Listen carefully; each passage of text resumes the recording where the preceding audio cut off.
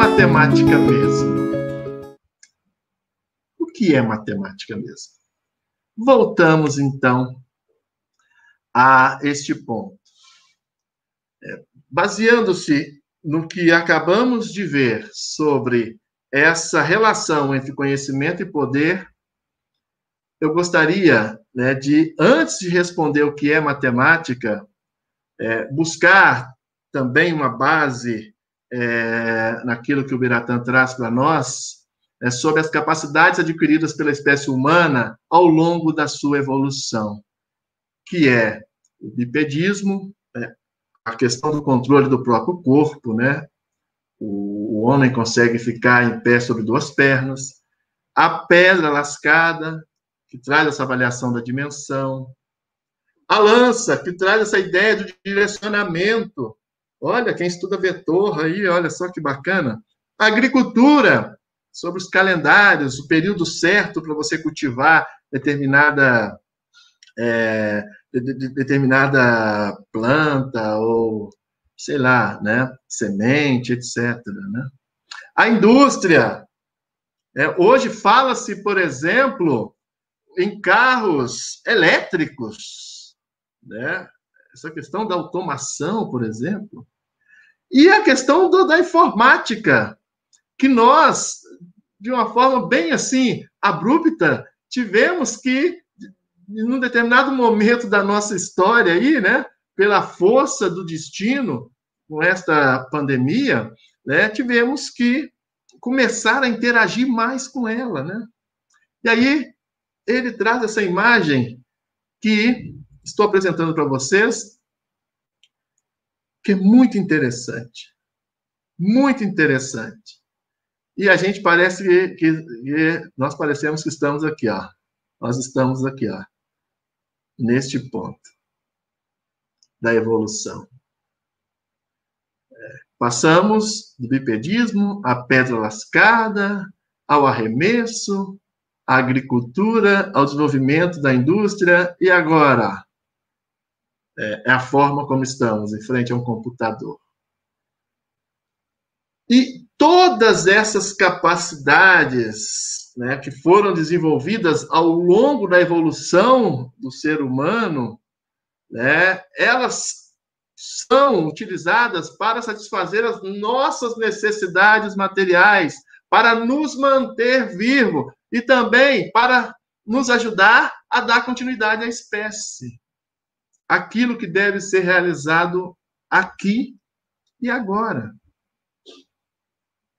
E vamos lá, né? Os grupos humanos, eles acabam desenvolvendo essas capacidades, desenvolvendo esses conhecimentos, socializando esses instrumentos, essas práticas. Isto tudo subordinado a esse contexto natural e social em que esse grupo está inserido. Pois bem, meus queridos, todas essas capacidades que a gente percebe ao longo da evolução do humano, elas dependem de estratégias. Estratégias para avaliar, para comparar, para ordenar, classificar, estratégias para medir, estratégias para quantificar, estratégias para inferir. E uma das coisas mais bonitas na percepção de tudo isso que a gente vê, né, é que esse conjunto de estratégias, né, práticas, elas também podem se transformar em estratégias teóricas no intuito de explicar esses fatos. Aí vem a resposta para o que é matemática nesta perspectiva. Matemática é um conjunto de estratégias práticas, que são essas técnicas e artes desenvolvidas pelo humano, como eu disse, né? Avaliar, comparar, ordenar, etc. E teóricas, que buscam explicações sobre essas técnicas e artes, que buscam explicações sobre esses fatos. A matemática é este conjunto de estratégias. E essas estratégias, elas são explicadas, né, por esse processo cognitivo, levando ao indivíduo a desenvolver uma matemática mais concreta, que é essa matemática do dia a dia. E aqui eu lembro muito bem de uma fala de Paulo Freire, que ele fala o seguinte: a gente já acorda de manhã fazendo matemática. A gente olha no relógio, vê, eu tenho tanto tempo para tomar o café, levanto para escovar o dente, tomar o banho, tomar o café, etc. Né? Tem que ir para o ponto de ônibus, pegar o ônibus da hora, senão eu não consigo chegar. Então, a gente desenvolve uma matemática para as necessidades correntes do dia a dia.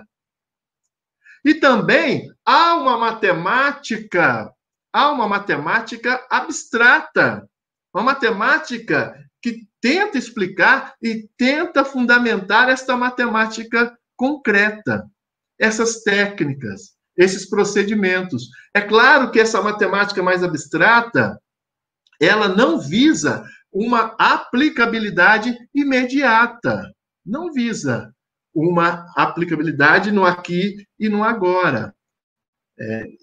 Quer dizer que essas duas estratégias, por exemplo, essas duas formas de entender o conhecimento matemático, por exemplo, que perpassa todos os nossos dia a dia, né?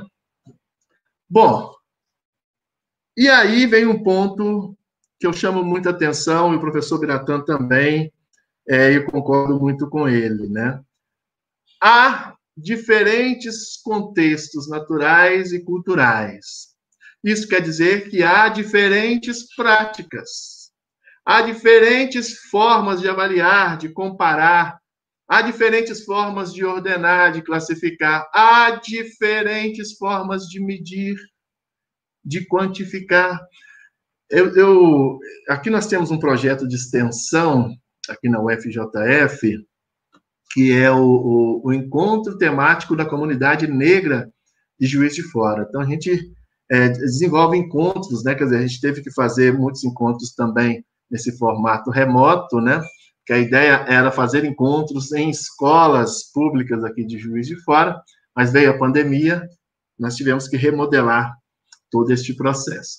E neste encontro temático da comunidade negra de Juiz de Fora, a gente fazia uma coisa muito interessante, né, que as pessoas vinham para conversar conosco sobre as suas experiências, né, nesse novo modelo. Né? E aí nós recebemos aqui o professor Reginaldo Brito. O professor Reginaldo Brito é um professor de matemática aqui de Juiz de Fora, ele é doutorando em educação na nossa universidade, é professor de escolas públicas aqui da região de Juiz de Fora.